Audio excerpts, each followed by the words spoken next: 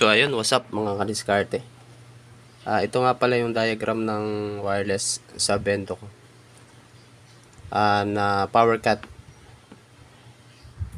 wireless sa bento. So simple lang mga kadiskarte, sinundan ko lang yung diagram ni Ado. Tapos i-download nyo yung pinaka latest firmware ni Ado na sa wireless sa bento. Tapos piliin nyo yung 0.5.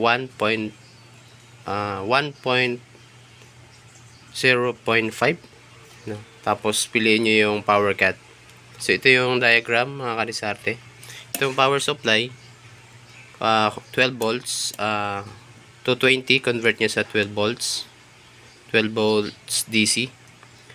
Tapos yung positive nya, positive 12 volts dito sa relay natin. Tapos i-connect nyo yan sa normally open.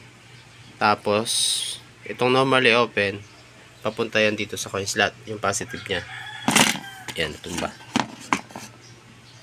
Tapos yung isang positive, yan, dalawa yan eh. Yung kulay white, positive din yan. Papunta naman yan sa back converter natin na 12 volts to 5 volts. Yan, ito negative siya. Lagay nyo dyan negative. Yan, yung isang negative na itim, papunta yan dun sa negative ng coin slot.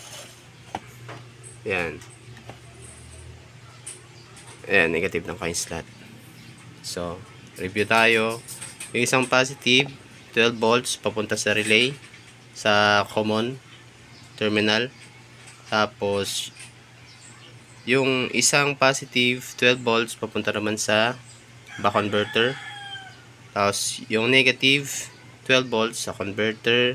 Yung negative 12 volts, papunta sa coin slot. Okay? Tapos, ito, mula sa relay, itong common, yan, blurred.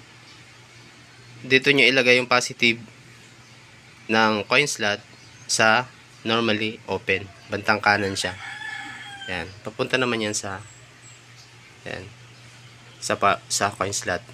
So dito sa 12 volts, back converter, mula sa 12 volts, magiging 5 volts siya. So itong USB na to, yan yung magpa-power sa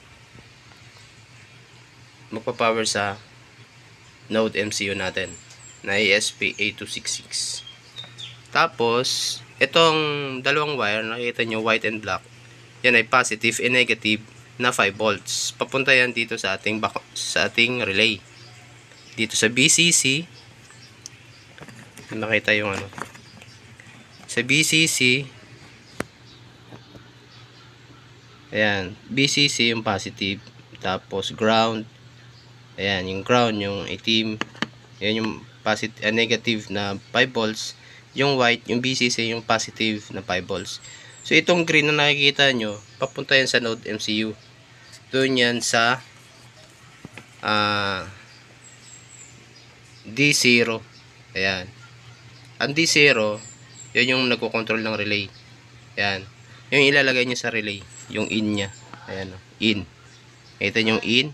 Yung papunta yan sa Node MCU sa pin D0. Ayan, sa nakita nyo D0. Yung D1 mga kadiskarte, yung kulay blue na to, papunta to sa coin slot. Ayan, dinugtong ko sa white wire. Ayan.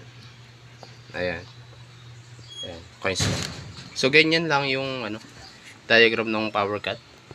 So sana nakuha nyo mga diskarte.